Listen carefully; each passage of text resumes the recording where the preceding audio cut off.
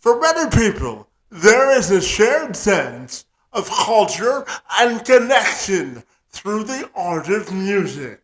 It's the glue that brings us as a societal one together. There is indeed a shared camaraderie and sense of mutual respect and understanding through all that music has to offer. For Casey Cavaliere, music and its spirit has been a part of his life for the better part of 2 decades. He's an American recording producer, mixing engineer, and songwriter, musician, artist, and coach. His creative work ethic has been sculpted by his insistence that tenacity and hard work is the road to victory when it comes to having a successful career in music. His band, The Wonder Years, has been at the center of the heartbeat of his passion and desire to demand the highest quality of excellence afforded to anyone in the business. For his hard work and dedication, himself and his band have enjoyed several chart-topping Billboard releases, and he's also had the pleasure and privilege of going on global tours and being mentored by some of the best in the business. Cavaliere and I share a mutual passion and respect for all that music means to today's society at large. It has a tendency to heal divisions, bring people closer together, and improve their overall perspective. Cavaliere and I got together this week to have a mutually passionate conversation about how music is the soul of possibilities and how it can hold intrinsic value for so many people. I'm Kevin McShann. Let's have this conversation.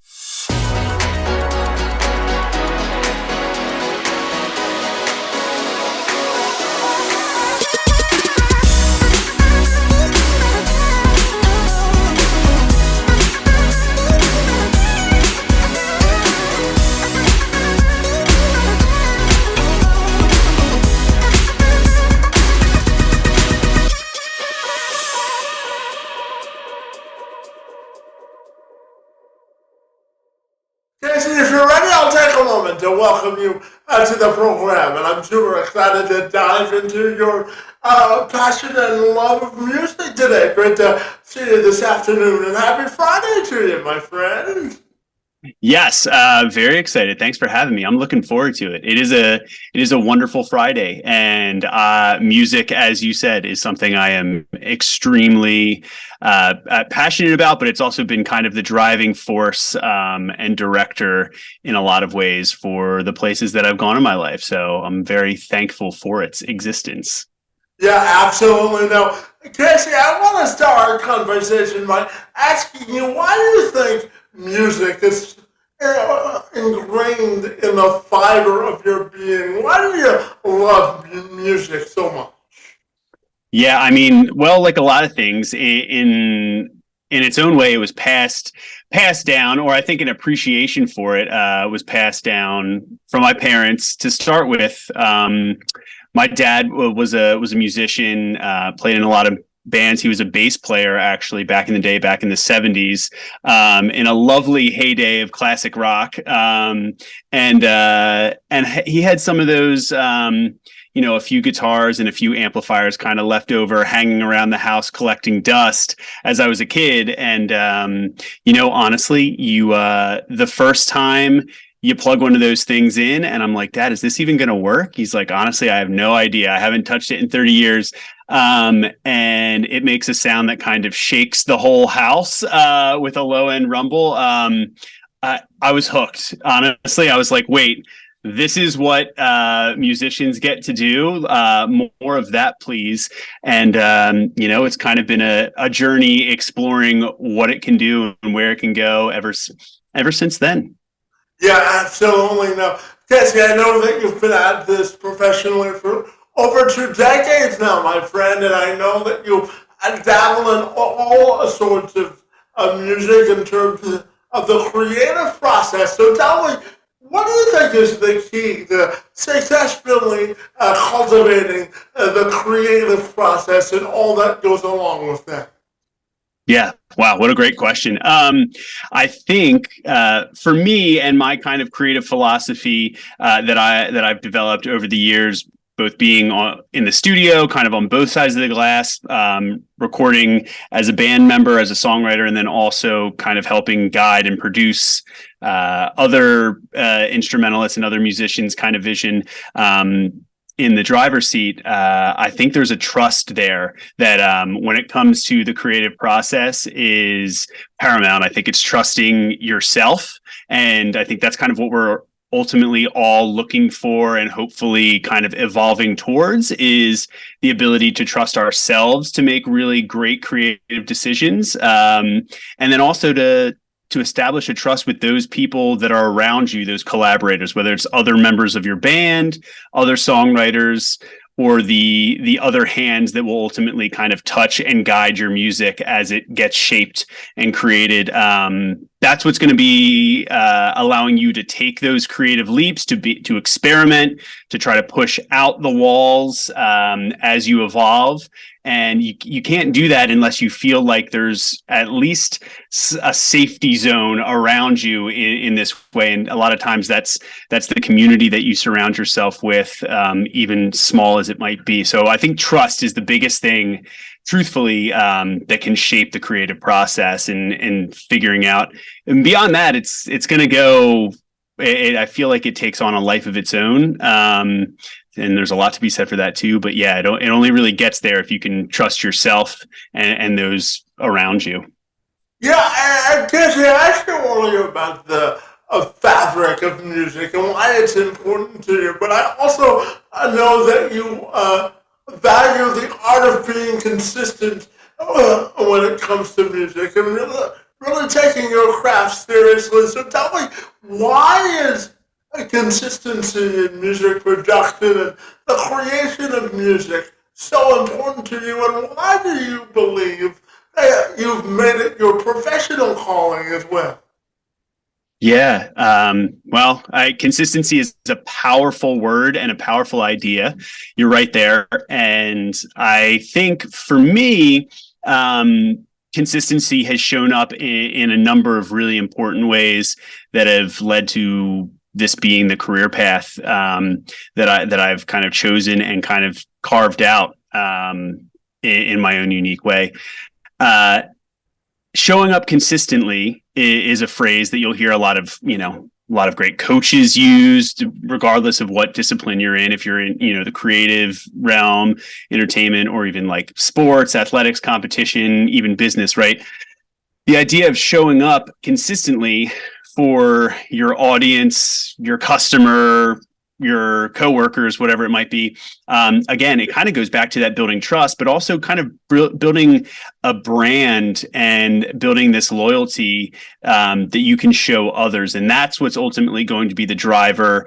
And that's who people are going to want to support. Again, when we talk about career, the idea of supporting something that you want to do financially becomes a really important component of that, right? And in order to do that, I think you need to develop trust, and you can do that by showing up consistently, making great music consistently, keeping it of a certain quality, stylistic, realm, and owning your own kind of voice and standing behind those consistent principles and values, kind of in the same way that businesses do, right? They have a mission statement. And I think as an artist, as a producer, even as a mix engineer, that's part of the job, and maybe the most important part is developing your preferences and your tastes and the things that you think are most important, and consistently showing those in your work and showing your work that way, you know? Yeah, absolutely. And, Casey, one of the reasons I love music is I believe that it's a binding force that binds us all together, regardless of social economic status or our beliefs in the world. So tell me about the power of music and how it really can be a unifying force, in your opinion. Well, and honestly, that's an easy one. I see it every single time we step into a venue and play a show. Because I look out, I don't just see a group of 1, 2, 3,000 random people in a room. I see a group of people that are all faced in one direction, that are all singing and anticipating the same moments, and us kind of mirroring that energy back to them, as we play those songs and kind of curate that experience together. And it's this incredible energy and sense of camaraderie and community that none of these people outside of that room may have anything to do with each other, and may not, most of whom do not know each other. Actually, I was just on an interesting call with a producer that was talking about how him and his wife often play a game about how they go back like 20 years and realize, oh, before we even knew each other, we were all at the same exact shows. We were at that legendary show. We were at this band's first show. And it's such a beautiful thing where, music does that, and live shows and live performances do that. But also there's this sense of connectivity and almost shorthand that even if you don't know a ton about somebody else immediately, having that conversation through your favorite bands, the records that inspire you, the songs that you both love and gravitate towards, can immediately bring you so much closer together, and find this sense of common ground. And I think nowadays more than ever, common ground and commonality is a really, really valuable and sometimes hard thing to find in the world. But so I think that's the power of music and art in general, can do just that. And I've seen it firsthand. Yeah, absolutely. No, Casey, I also wanted to talk to you about the emotion of music and how it can really provide an inclusive space for all people. I'm going to share just a quick story about myself, my friend. Yeah. I was born with what's called spastic quadriplegia cerebral palsy, and I actually found out at the age of 9 that I wouldn't be able to walk for the duration of my life without assistance because of the severity of my cerebral palsy. But I use music as sort of a coping mechanism and a way to really celebrate the wonder of life. So tell me about the importance music plays in sort of creating an inclusive environment for all voices to be heard, because I think there's a significant role a music can play in that regard. Would you agree with that? I absolutely. I mean, I couldn't agree more. And that, Kevin, that's an incredibly powerful story, my friend. And that I think really exemplifies and speaks volumes to just how transcendent the idea of music can be for anybody. It doesn't even really matter, so much stylistically or what, genre, subgenre, things end in. I think there's just this kind of universal unpacking, and there's actually been a wealth of experiments that I wish I could remember any specifically right now, but I've read quite a bit on, what music, and actually if people want to go down the rabbit hole on this, just Google binaural waves or rhythmic like frequency therapy and things like that. And I think the idea behind that and the understanding is that there's an innate rhythm that we kind of share that is almost kind of like soul deep, that music and our listening to and interacting with it can really tap into.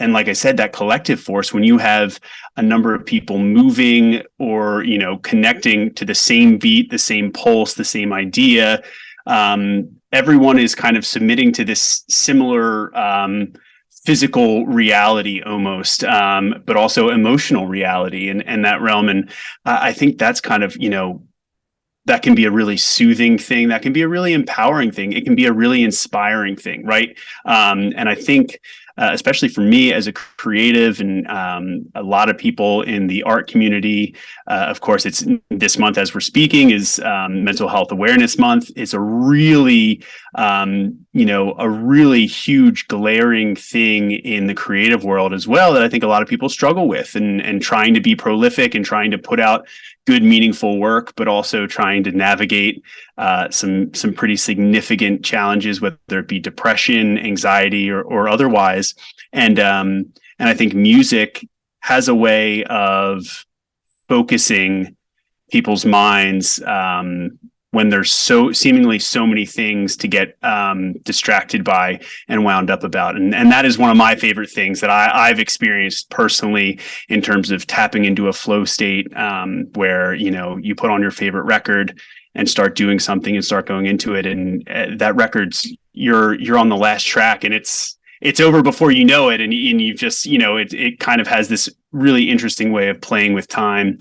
And especially for people out there that I think are often have a tough time kind of focusing in and blocking out a lot of that external noise.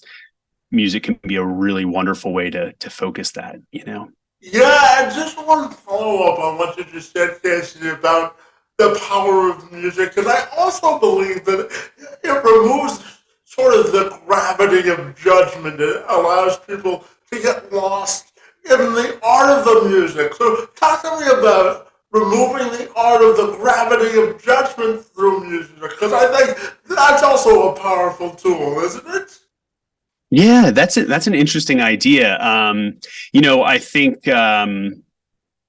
again, I think it goes down to communicating an idea, right? And a lot of ideas out there, a lot of words can very easily be polarizing and have certain stigmas attached to them, right? And this is actually really, I'm glad you brought this up, Kevin. This is a really interesting idea that I think a lot of times it's easier for people to try to digest and make sense of new things or unfamiliar things by putting labels on them very quickly. And that's even just like a shorthand in the way we like kind of evolve. There's a lot happening and it takes a lot to kind of mentally sort through all of that. But I think music at its core, if you put something in front of somebody and it doesn't always need qualifying, it doesn't always need a lot of those adjectives to come along with it, and someone can make up their own mind internally and enjoy it for the same or a very different set of reasons that someone else can enjoy it, even if those two people might not agree on almost anything, and might otherwise judge some of the ideas surrounding the artist, the music, or whatever. The music itself, it's almost like it what's the word I'm kind of looking for? It doesn't have the music doesn't choose sides, I guess is the answer sometimes. And I love when I find that to be the case. It's not always the case, again, of course, but there is an innate quality to that I do kind of love. Yeah, absolutely. And because as an artist, as a creative yourself, I don't need to tell you that music has a funny way of sort of revealing our identity as both people and lovers of music. So when you record music or help other people realize their musical dreams, I'm wondering what sort of an identity you get throughout the creative process from a personal perspective as well. Yeah. Well, so when it comes to I'll start with saying when it comes to producing music for other people, I tend to look at myself as being in service to them and their vision and idea for what they're trying to create. Right. I never want to dig in unless, of course, called upon for my own, ideas and perspective in some sort of like kind of co-writing scenario. I never want to look at it as I'm trying to impart my mold on an artist, or I think shaping them is more helping them figure out and ask the questions that will go into making something that is uniquely them as an artist, and a song or music that is authentic to their story and their influences, right? And so for me, it comes down to making sure that the decisions that come along with that feel great, and that they are the litmus, they are the test, that the artist signs off on everything that happens around them, and feels as though by the time you get to the end, that it is something that could have only been created with the filter or through the lens that artist sees the world and music and their preferences, right? And so I think that's a really beautiful thing, and really important to do, to remember that I'm coming in, and typically when it's working with somebody else as a collaborator, the goal is to serve this song almost as though it's already kind of out there in the world, floating in the ether, and someone is kind of calling me in to help them pull it down and, make it visible. If that kind of makes sense, Yeah, absolutely. And Casey, I also know that you're a songwriter yourself, and you have your own band called The Wonder Years, my friend. So tell me about being a songwriter and the messages you put behind your own music, my friend, because I know it's an involved process, and one that you take seriously as well. Yeah, it's very involved, and it's not always easy. I'm lucky to have 5 other collaborators with me in the band, and collectively talk about, owning the vision. We kind of make up this 6-sided filter that a bunch of ideas, life experience, perspective, musical taste, and influences get dropped into, and that regardless of where it goes or what the input and source material is, whatever comes out the other side of those 6 people and our collaborative efforts is decidedly a Wonder Years song. And I always love that. And that can mean a lot of different things, but if it's coming out of us and it's making it past that gauntlet of curators, if you will, then there's a power in realizing that whatever that means, it will mean that it is a Wonder Years song. And that's not something that happens overnight. That didn't happen with the first song we wrote or first couple songs. It happens over, a course of, at this point, like 7 studio albums and many, many other releases. And that's something I value and hold very deeply, because sometimes trying to write by yourself in a vacuum can be really difficult, and I think feedback is also one of the major pillars of my creative process, of our creative process as a band, and of almost all of the other creative processes that I talk about on my podcast, the record process, which goes into just that, pulling out stories from artists, producers, and creators about the albums that they make, and that feedback is sometimes really, really important. It's almost like a mirror that gets held up to you at the moment that you really need it to kind of decide where you're going to go next and how you can improve. Yeah, absolutely. And Casey, I'm also wondering that now you've been at this a long time, so I'm also wondering the greatest lesson that you've learned throughout your music career that you've taken both personally and professionally as well. So how do you think you've grown the most, and what's the greatest lesson you've learned throughout your career? Yeah. This is a funny one. If you had asked me this question at every decade in my life, it probably would have changed. In fact, I'm sure of that. However, actually, the second you weren't even finished saying the question, and I somehow, it's such a wonderful feeling. I knew what it was. I knew what the answer was immediately. And for me, it's patience.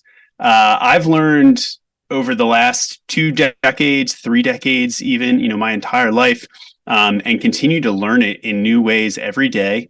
The idea of patience and how powerful that can be. We talked a lot about, you mentioned consistency and showing up on a consistent basis. I mentioned collaboration and trust and all of those things.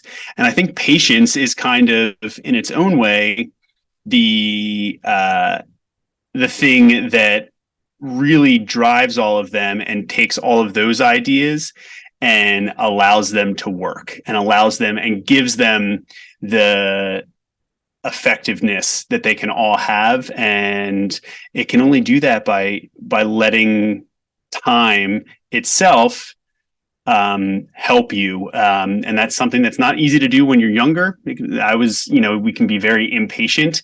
And especially nowadays, a lot of things happen very instantaneously. I even think about the speed of my internet connection on a daily basis and think back to a time where I had to, load a web page and then go make a sandwich, get a drink, come back. Okay, it's half loaded now. What else can I do to kill some time, right? And so we've come a very long way.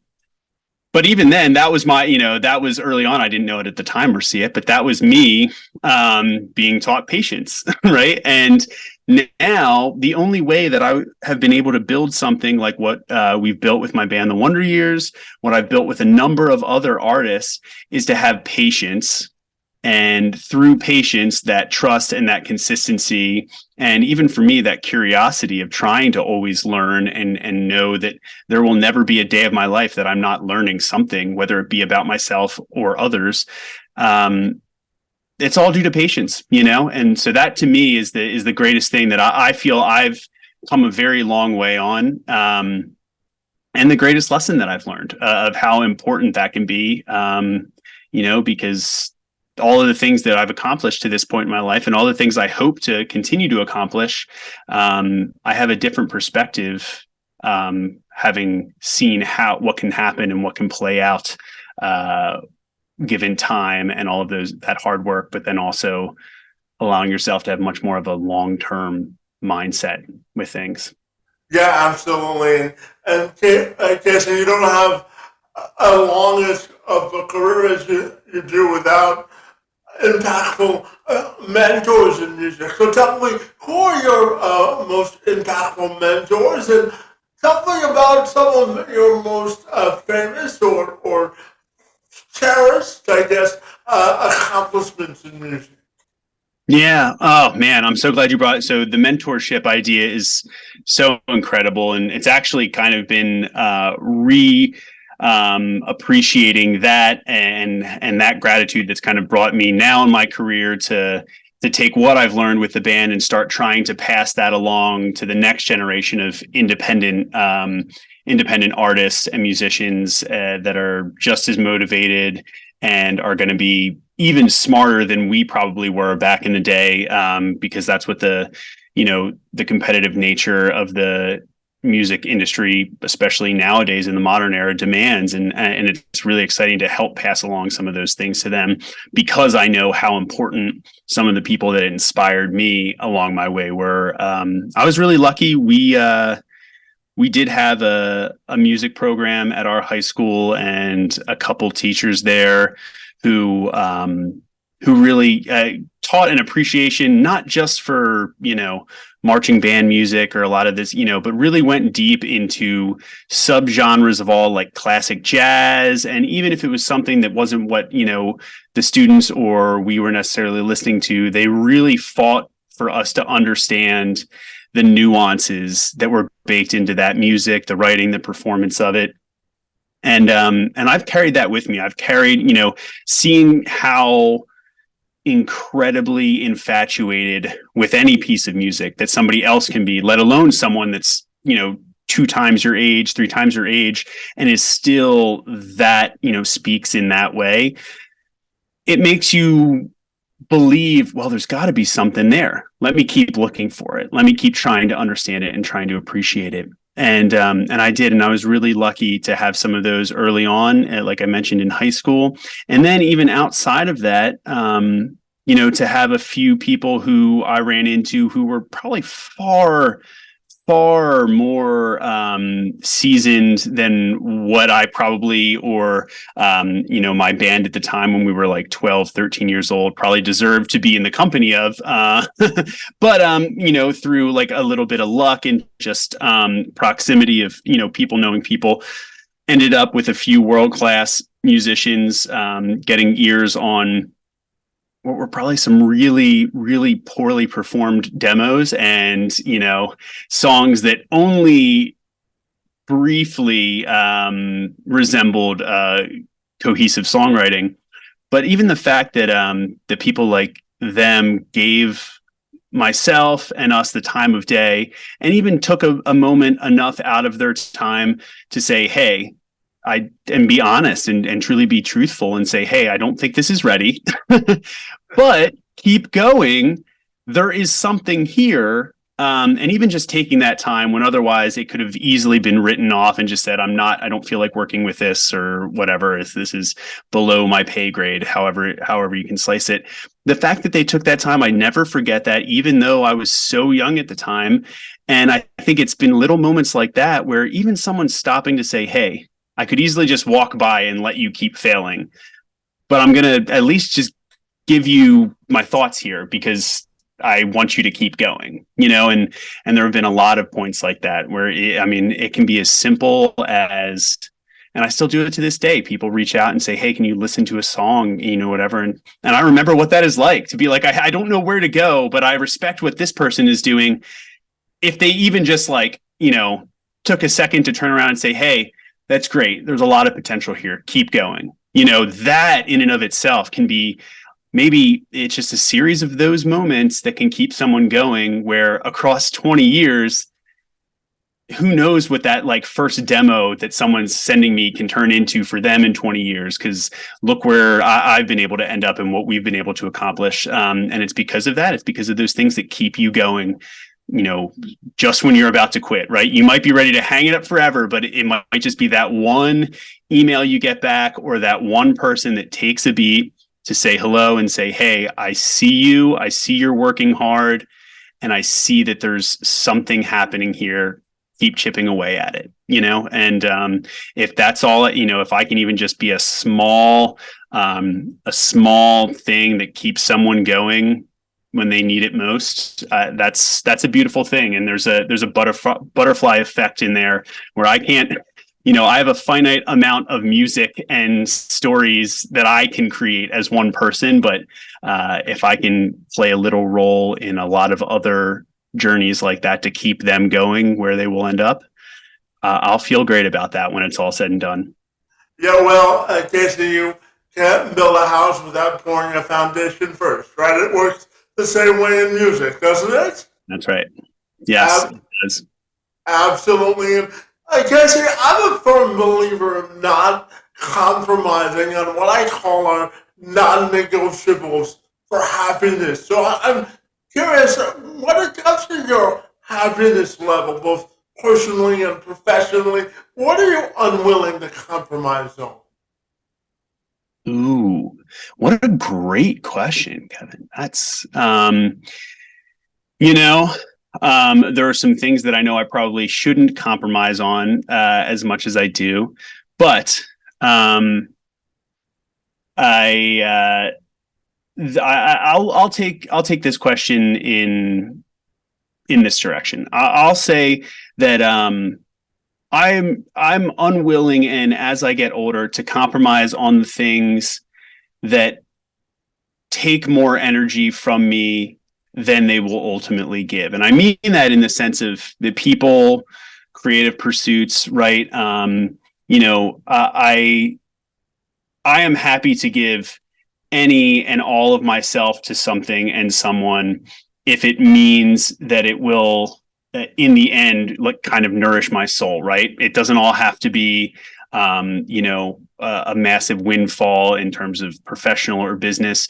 But what I am unwilling to compromise on are those things which drain my spirit and my energy and at no point give back. And that can be people, that can be projects themselves that you kind of wake up one day, many years later, and you're like, I've been working on this and this has just been draining the life out of me. And it's it's actually not even that fulfilling. And so I look at things in that way, and I love when I see things in my life that just allow me, Elaine, to give back and give that kind of energy and enthusiasm, if it be to somebody else, and also know that in the same beat, much like conversations like this, honestly, Kevin, I think that's why I love it, and it's so great what you're doing with it is it it fills me back up. Even though I do a lot of talking, it fills me back up to know that people like yourself are out there asking these questions, spending time listening to the answers, and trying to share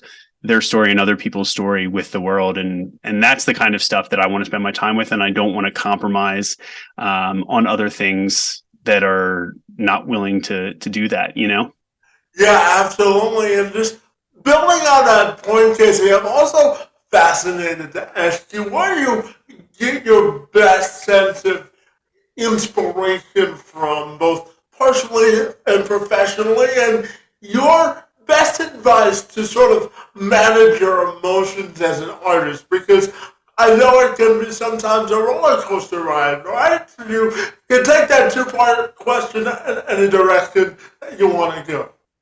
Oh yeah, that's a good one. So filling back up the tank is really good, and is really important, and especially doing it, over years and years and years.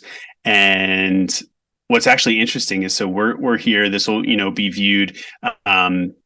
I've really come to love the podcast and interview format, and specifically hearing other people's personal stories anecdotally. But there's a lot of other podcasts that honestly, quite frankly, inspired me to start one of my own. I mentioned it earlier. It's called The Record Process. And with the explicit mission of doing exactly what I realized so many other shows were giving to me. And that was the inspiration to keep going on whatever journey I was on that day, because there will be lulls. There will be, periods where, whether it be mental health, mood, stress, can all really start to grind you down, and you just have days where you don't really want to do it. Right? I think everybody knows what that feels like to some degree. Some maybe more so than others. And for me, that was what I realized. There were a couple shows out there that I could turn on, hear a great story from somebody else in the creative world about their journey, about their process, about their love for it, their passion for it, and be re-inspired and reinvigorated. And even just going for a half an hour walk or an hour walk, I'd come home after an episode and I'd be ready to die. You couldn't stop me from diving back in fast enough to whatever project I was working on. I was ready to do it, and I wanted to be able to give that back to people. And that's why I started the podcast that I did, and said, hey, I know some people that have some great stories, that have made some great albums. Let's have a show where I can put those stories and those ideas and their thoughts and their philosophies and their process out there to inspire and educate people and keep that motivational energy going that is so important in the greater creative community. So that's part of how I kind of keep my ship upright and steering, is through the help of others, and finding inspiration in those stories, and the music of others too. I'll always be a fan. I think that's an important guiding light for me, is never lose that spirit of what it was like to be a kid and discover your first, favorite band, or be obsessed with that first record that you got, and still be on the lookout for any of those and let them in, because it's very easy to not, or to kind of just fall back on the classics and nostalgia. So. Yeah, absolutely. Music is a growth process. It's kind of like climbing a beanstalk. It just keeps peeling back those layers of the onion, right? Yeah. Yeah, absolutely. And Casey, tell me, what would be your best piece of advice for young artists that really want to carve out a sustainable career in music? Yeah. Well, one of the things that I tend to say when I get asked this question is, a bit of an interesting way to phrase it, but I always kind of liked it, which is go finish as many bad songs as you can. Right. And through that process, I think you will realize that, oh, you've actually started finishing good and potentially great songs. But you'll also learn a lot about yourself in walking through the full process of making the choices and detaching yourself from this kind of innate perfectionism that I think everybody has a little bit of inside of them. And so for me, that's why I say if you can unabashedly and be unafraid of finishing a whole structure, a whole song, whatever it might be, it doesn't mean you have to go release it. But guess what? When you get to the finish line, there's really never an actual end point, right? Every end is a new beginning in its own way. So if you get to the end of a song, even if you're not sold on how great it is, maybe the last piece of that song and the last thing that you actually wrote to seal the deal on that song, that might be the gold. But you were never going to get there if you didn't finish and walk through the rest of the arrangement and finish, make it a point to finish that song. And sometimes the journey and that last piece is worth the whole time spent in the journey and finishing something. So the more you do something, the better you're going to get at it. But above all, that's the biggest thing is you learn how to finish things. You learn how to no longer be afraid of making mistakes.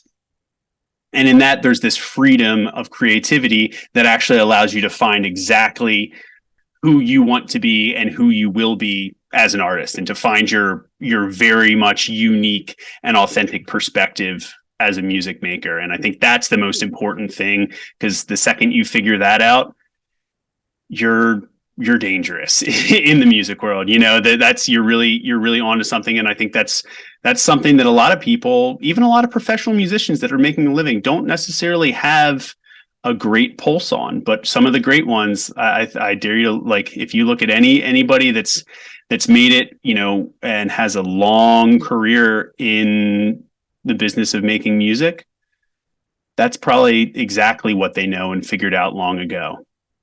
Yeah, absolutely. And because it's just out of personal curiosity, anyone watching or seeing the profile picture for this podcast will see the studio behind you, my friend. So tell me about the inspiration you get every time you walk into the studio, because you've got a pretty interesting setup there, my friend. So tell me all about it. Yeah, so this is actually just my home office, but I've worked out of a number of different studios over the years, and I'm a firm believer in kind of curating a really solid and inspiring environment. You will notice that there's not a lot of fluorescent light behind me. It's one of my biggest pet peeves. I would at some point. I am always very envious of studio situations that have natural light. I take frequent walks for that exact reason. Yeah, I like color, and I like having a cozy space that is void of a lot of outside distractions when I need it to be, but is also really accessible. And I think one of the other interesting things I tend to, it's very easy it's very easy to sit still, right?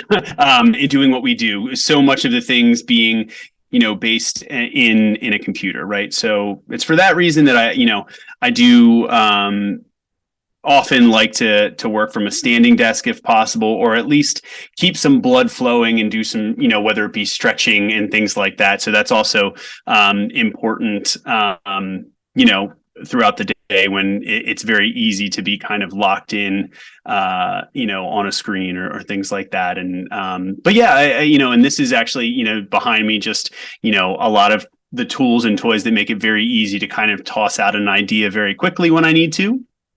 And then I also have a studio that's, I actually left. I relocated to Atlanta about 2 years ago.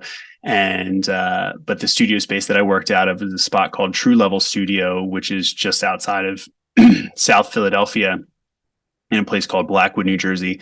And that's a beautifully inviting spot that has, a very warm kind of almost vintage appeal to it that I think ultimately, if you're going to do this and be creative, you want to make sure that you have a space that you don't hate spending time in, It makes a difference, doesn't it? It really does. It really does. You don't want to put, you don't want to put yourself in a space that you're just like, I can't wait until I can get out of here. You want to make it as easy as possible on yourself to kind of get going and feel at home. So.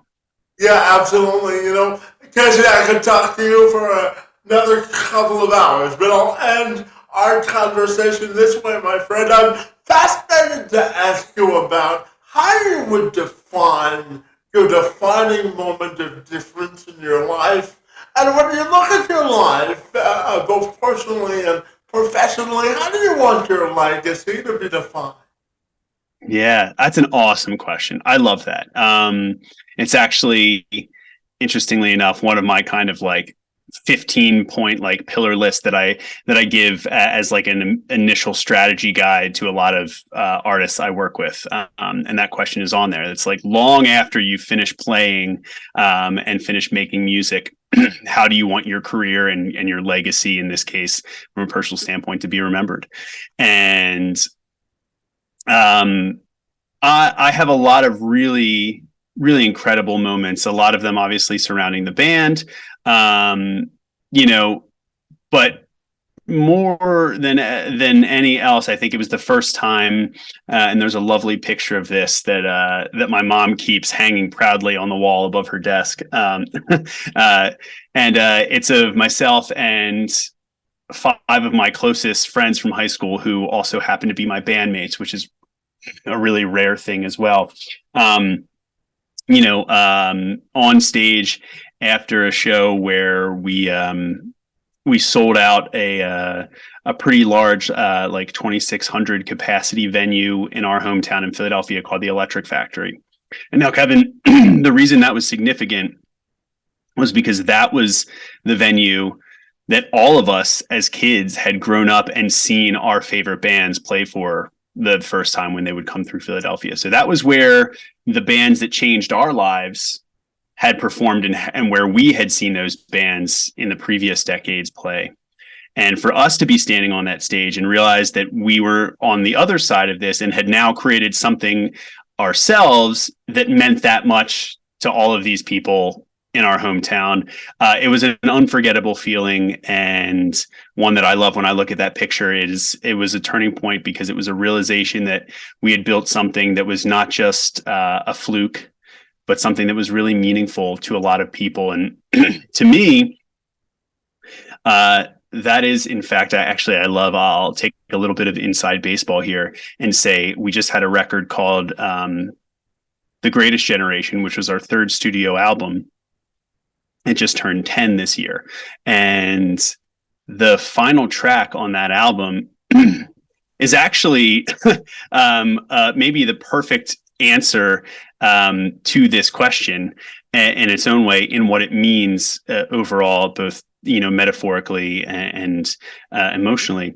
The song is actually called "I Just Want to Sell Out My Funeral," and the song is about 7+ minutes long, and it's actually composed of all the different thematical elements from all of the previous songs on that album.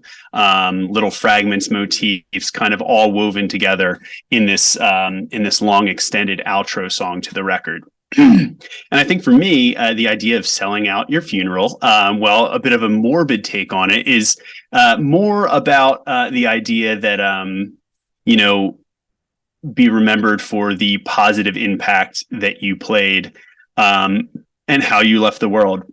I would like to hope that in some small way, I have left the world in a better, more empathetic place than where I found it through all of my actions, and every person, whether it be somebody like yourself that I share a couple of minutes with in conversation, or somebody who I am able to be there every day through decades and decades and decades with, supporting them and helping them reach their their potential. So that's what I hope the legacy will be, that the things that I did genuinely and did in an effort to ideally leave the world a better place, and a better place in that that there is a more empathetic place, truthfully, because I think that's, for me, what I wish there to be more of. Absolutely, my friend. And tell me finally, Casey, if people want to get connected with you, my friend, what's the best way they can do that? Yeah, I mean, if they want more, to hear more about what I have to say or what I do, it's as simple as visiting my website, I guess, which is just caseycavaliere.com. And there's an E on the end of Cavaliere. And that's about it. Yeah, I mean, I frequently check in on Instagram at ace_rock, but all the information about everything that I'm doing creatively, professionally, and the artists coaching stuff that I do as well is all there on the website for everyone to check out. Well, fabulous, Casey. I want to thank you for really igniting my flame and love of music this afternoon, and for engaging in conversation. Your work in the space and time on my behalf is most appreciated. I want to wish you a good long weekend, and thanks so much for joining me today. It's most appreciated. The pleasure was all mine. Thank you for having me, Kevin.